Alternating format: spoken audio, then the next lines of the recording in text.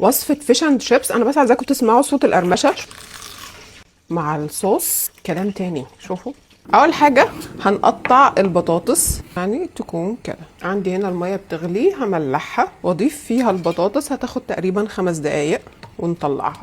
في نفس الوقت هاخد عندي شرايح السمك الفيليه. وفيش اند شيبس دايما بيتعمل بالسمك الابيض، زي مثلا الهامور، قشر البياض، الاسماك اللي لونها ابيض. وهقطعه بالمنظر ده كده صوابع، وهقطع كل واحده من دول 2. خلوني املحه 6 معالق من الدقيق. هنا كمان هاخد كمان 6 معالق من الدقيق.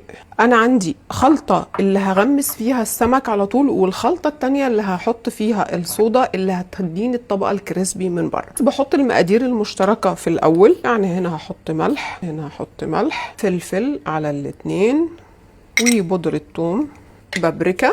كده دي جاهزة اللي هقلب فيها السمك. دي بقى اللي هنضيف عليها الصودا. هزود عليها كمان 3 معالق من النشا، معلقة صغيرة من البيكنج باودر، وهقلبهم كده.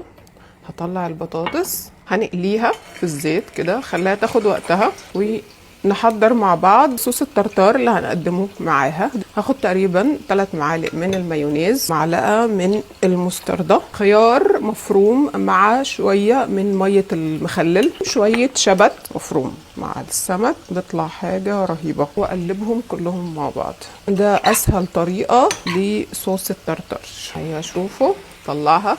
سامعين صوت القرمشة؟ عندي الخلطة دي دلوقتي هضيف عليها صودا تكون بأي نوع بدون سكر. الصودا اللي هي السادة، المهم تكون باردة جدا من التلاجة، ونحط لحد ما نوصل للقوام اللي هوريه لكم. شايفين القوام؟ دلوقتي هناخد قطع السمك نغلفها بخليط الدقيق اللي جهزناه، ومنه نفضها كده وننزله في الخليط ده. تلاقوه اتغلف بيه كده. نصفي الزيادة وعلى طول على الزيت السخن.